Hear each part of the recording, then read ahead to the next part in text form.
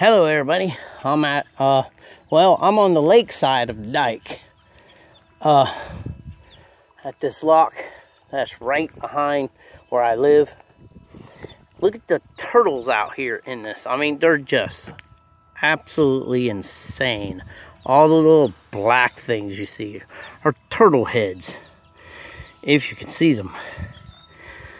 I mean, that is just crazy. There's got to be over 100 turtles, and there's tons of them up in there as well. That's just crazy.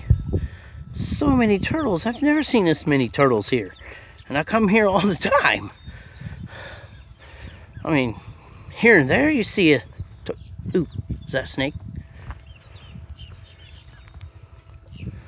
No, I thought that was a snake. But that's what I'm out here looking for. Yes, people, I am a snake hunter. That's one of my passions that I've done since I was a kid. When I first ran into my first snake in my grandma's garden, found a ringneck snake. I fell in love right then. I was 8 years old. Or about that. I'm not even sure. I don't remember exactly how old I was, but I was pretty young. But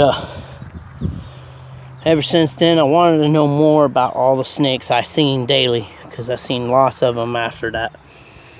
I was out looking for them after that.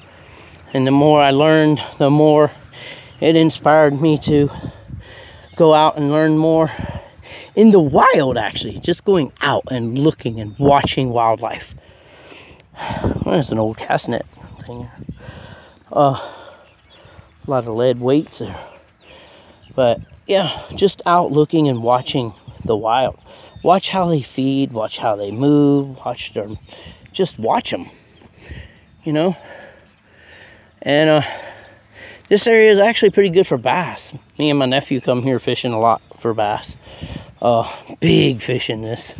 Really big catfish, giant gar, and of course there's a gator that likes to sit right over there. She's a big one. It's a big female, about 10 feet. It's not really big, but for a female, it is pretty good size. I do see a lot of invasives here. We catch some in the cast net every once in a while. Speaking of that, I actually lost my cast net right here on this canal. Right out here, there's a big stump, and it's attached to it. It ripped right off of my cord. Kind of upset me. It was my first little 4-foot net. Anyway, there's people coming into the lock, coming out of the lock here. It's a busy day out fishing on Lake Okeechobee. Alright, I'm gonna go until I find something. Hope you can hear me. Turning the video on real quick again, because I wanted to show people. Look, see all this? All these shells. It's natural shell and coral reef ground here in Lake Okeechobee area as well. There is actually a lot of shark teeth mixed in all this everywhere. Shark teeth everywhere. And fossils of all kinds. Gator fossils, turtle fossils, manatee fossils. And miniature prehistoric horses, of course, also. And look at that big old conch shell right there. It looks like it might be a whole one. That's cool. I usually keep them and take them home. Oh, there's a... Well, no, that's broke. I find lots of neat stuff out here. These coral rocks. You look at these suckers really good, because sometimes you find... you know, there's a clam. Oh, that's glass. Never mind. Sometimes you find calcite quartz crystals that form from millions of years ago, because it was like a geode, and then the rock gets broken and it exposes the